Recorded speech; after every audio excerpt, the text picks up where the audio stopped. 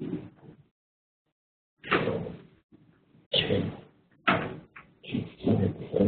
Okay, is this working?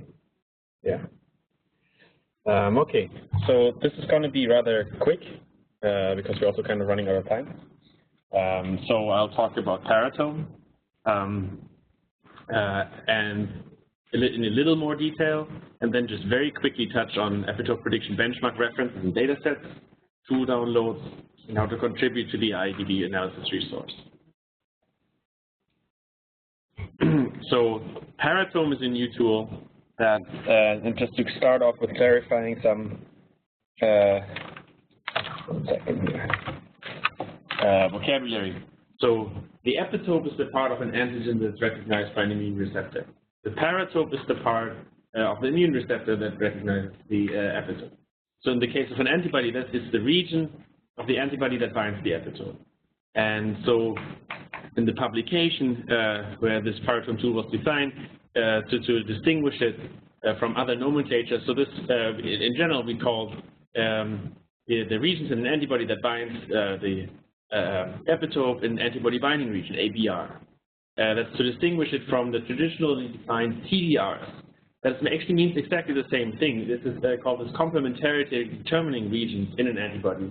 They've been classically defined by Covert and others. There's a number of numbering schemes for those, but they are really originally defined a lot based on the sequence variability. So the regions that are most variable in the antibody, which obviously distinguish one antibody from the other, have been used to define the CDR regions in an antibody.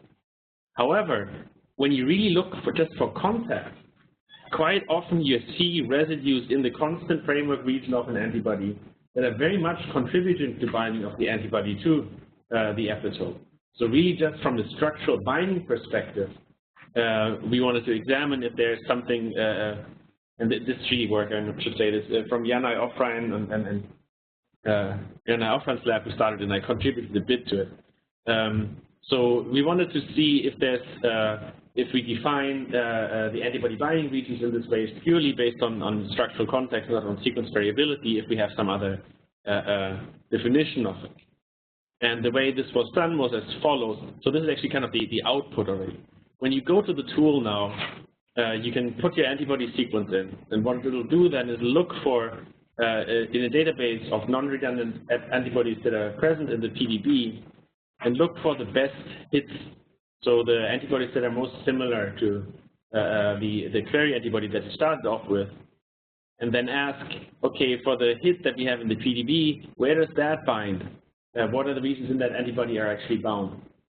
And so you get one or more of those, and based on that, build a consensus and define the antibody binding regions here. So this is the regions in the antibody that are actually in contact in that specific structure. And then we map them back to the query antibody and say what those are. And that's how the tool looks like on the site. So you can go in here, enter your antibody sequences, and one or more. And when you essentially submit this, this is the kind of output you get, where you have highlighted the light 1, light 2, and light 3, in this case, antibody binding regions of that chain. So this is essentially an alternative version of looking at what are the regions in the antibody most likely to be in actual contact with the antigen. And we've benchmarked this, and that's in this paper, can actually show that this performs better than the regular CDR definition in identifying residues in contact. So mainly by picking up additional residues that are by definition missed when you just look for CDRs.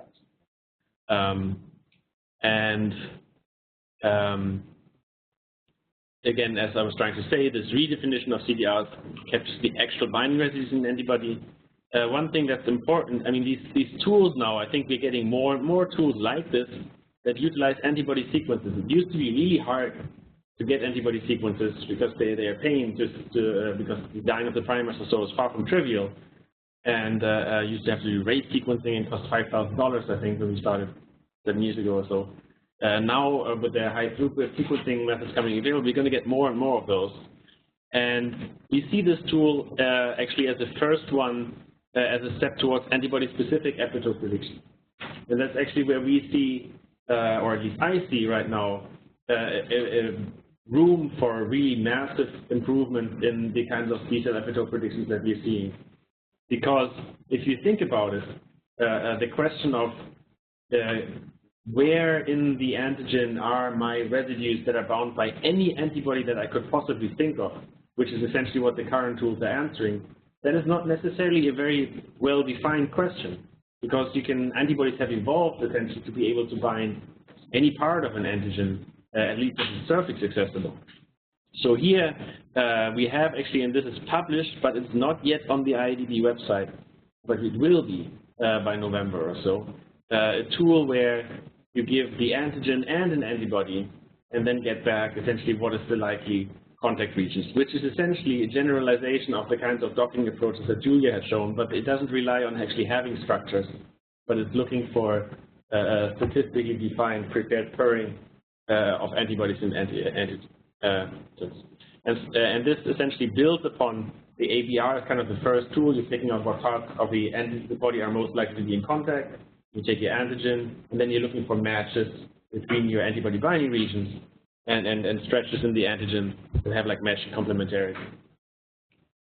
So that's the Paratome tool. Now, very quickly, an overview of several of the things that haven't been touched upon. So I'm kind of doing the leftovers here of the IEDB Analysis Resource. When you're back at the home page of the Analysis Resource, you have this download tab.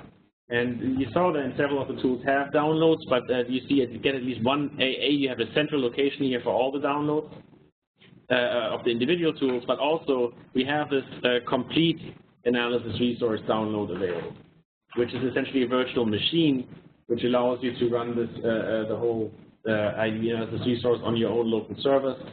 There was originally a request based from industry because sometimes there's IP reasons that they can't use sequences, say, of a protein therapeutic on a public server.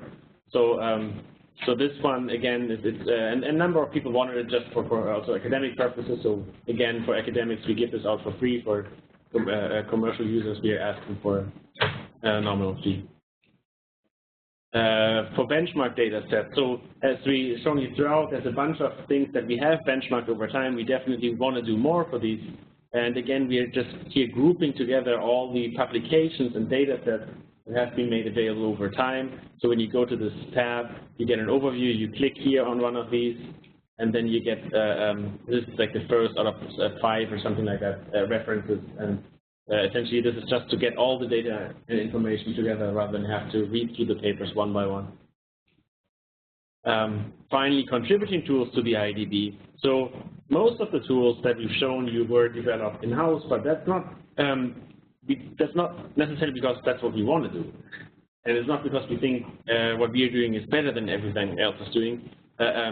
We would really like the idea of hosting other people's tools as well. And the idea is obviously if something is hosted on the IEDB, potentially it gets a larger user group because lots of people come there anyway, and we are happy to host and support it. So the first example was this MHCNP tool I showed you earlier, where someone really actively asked us, can we host it on your site? It was great, because they didn't have a server even to house it in. So that was good. Or the PIC tool that Julia just demonstrated, so where we really had functionality that we didn't have on the site and could get it from someone else. So if you are interested, that's essentially a basic process here. You can obviously just talk to us, or later maybe just send an email or something. It would be very appreciative. So this is a lot of text, but essentially saying send us an email and we'll look at it and let's talk about it. And we would like to host more tools from external people. And that's it. So that was that.